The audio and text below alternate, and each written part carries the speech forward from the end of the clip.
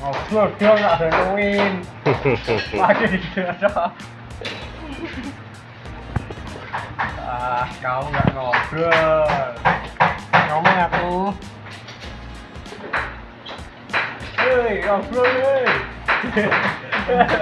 Menang kamu ya kalau.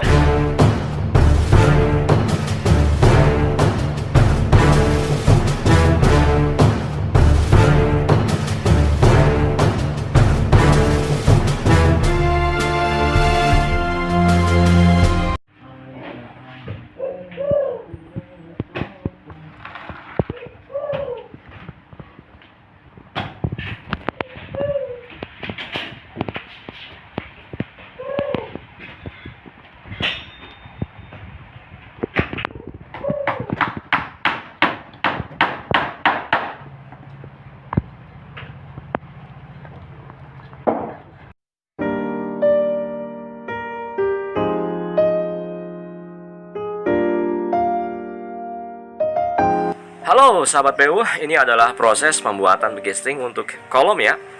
Kami menggunakan triplek dengan ketebalan 9 mm seperti ini ya sahabat PU ya. Ini bisa dipakai berulang kali.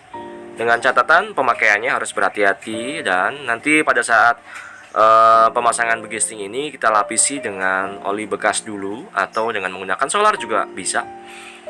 Ini adalah bidang atau bagian begesting yang sisi lebarnya ya. Kita akan mengecor kolom dengan ukuran 10 x 30. Kemudian ini yang berukuran lebar, ini yang berukuran 30 cm nya.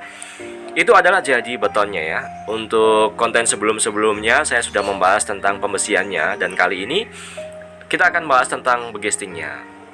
Kemudian di lain sisi, di sebelah depan rumah dari proyek ini sedang dilaksanakan juga untuk perakitan besi betonnya. Ada satu orang yang mengerjakan pembuatan begesting ini dengan menggunakan material berupa triplek 9 mili dan juga kayu kaso yang dirakit sedemikian rupa. Perhatikan sahabat PU. Ini nanti kita akan melakukan pengecoran setinggi dari triplek ini ya. Kita tahu bahwa lebar dan juga tinggi triplek itu kita potong selebar 30 cm, kemudian tingginya kita benar-benar mengikuti dari ukuran triplek itu. Jadi kita langsung melakukan pengecoran yang lumayan tinggi sahabat PU. Ini ada beberapa kayu kaso yang kita beli secara ikat ya. Satu ikatnya berisi 6. Kemudian ini adalah paku yang kita gunakan. Ini paku 3 cm sahabat PU.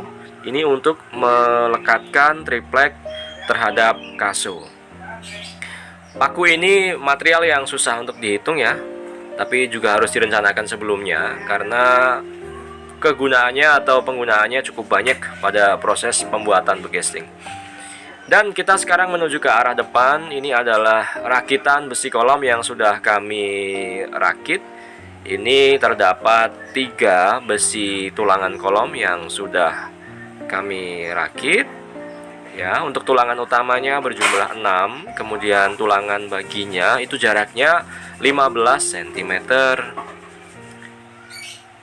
Kemudian pada ujung bagian atas bagian kolom kita juga sudah menyiapkan untuk stekan besinya, yang mana nanti tujuannya sebagai alat sambung antara kolom dengan balok dan juga plat, dan juga untuk alat sambung kolom lantai 1 dengan kolom lantai 2 nya. Sahabat PU perhatikan, jaraknya adalah kurang lebih di 15 cm ya sahabat PU ya. Saya coba mengukur dengan meteran supaya sahabat PU benar-benar jelas. Ini kita bagi rata untuk tulangan begelnya dengan jarak kurang lebih di 15 cm.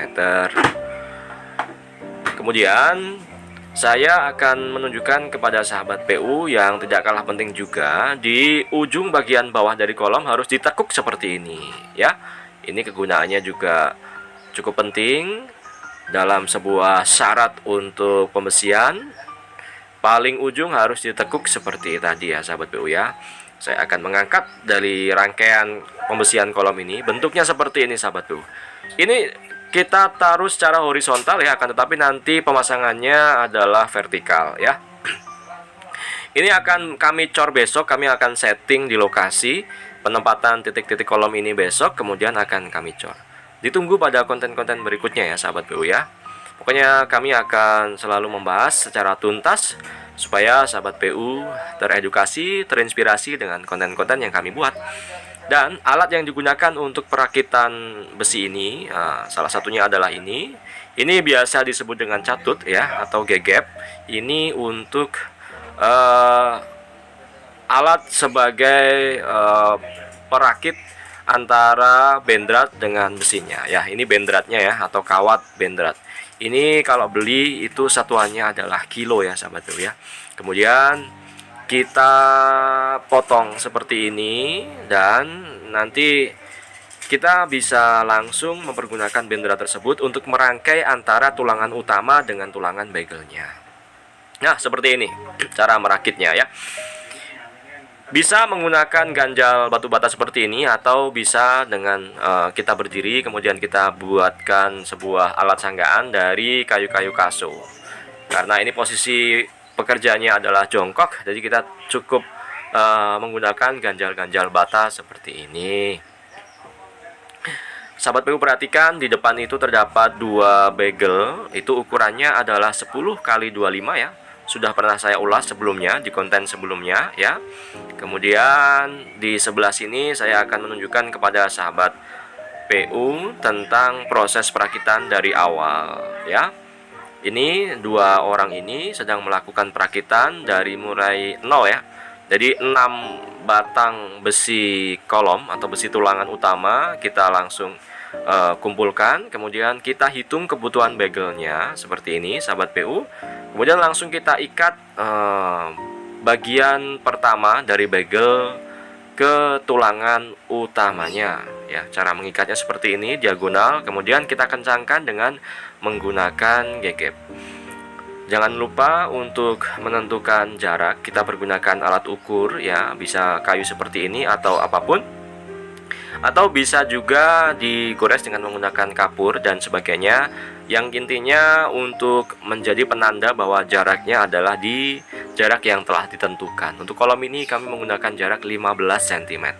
Kemudian cara mengikatnya seperti pada umumnya sahabat PU, seperti ini. Ada juga beberapa tukang yang mempergunakan alat seperti kail pancing sahabat PU. Itu juga lumayan praktis untuk melakukan perakitan antara besi bagel dengan besi tulangan utama. Akan tetapi pada tim saya yang satu ini lebih nyaman menggunakan catut seperti ini. Tidak masalah, yang penting tujuannya sama, yaitu untuk mengkaitkan antara bagel terhadap tulangan utamanya. Kebutuhan bagel sudah dihitung sebelumnya, kemudian dimasukkan ke dalam tulangan utama dan dirakit ujung ke ujung dulu sahabat PU. Kemudian setelah itu tengahnya baru ngikut ya. Jadi tulangan utamanya, tulangan pembentuk kolom utama yang 4 sisi itu di sudut-sudut kita pasang terlebih dahulu ujung-ujung, baru berikutnya di bagian tengahnya. Nah, ini juga beberapa tulangan kolom yang sudah selesai. Kebetulan di sini sedang hujan sahabat PU yang sedikit menghambat pekerjaan kami, tapi tidak masalah, namanya juga cuaca. Tergantung kitanya mensikapi cuaca tersebut seperti apa. Ini adalah tulangan kolom yang sudah jadi, dan esok hari insya Allah akan segera kami setting di lokasi yang sudah kami tentukan sebelumnya.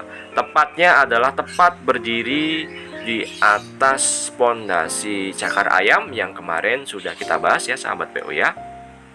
Kemudian untuk melakukan pembengkokan di ujung-ujung besi ada alat seperti ini ya. Ini bisa dibeli di toko-toko bangunan. Untuk membentuk seperti ini nih sahabat PU, alatnya adalah seperti yang terlihat di tampilan video tadi ya, atau seperti ini sahabat PU.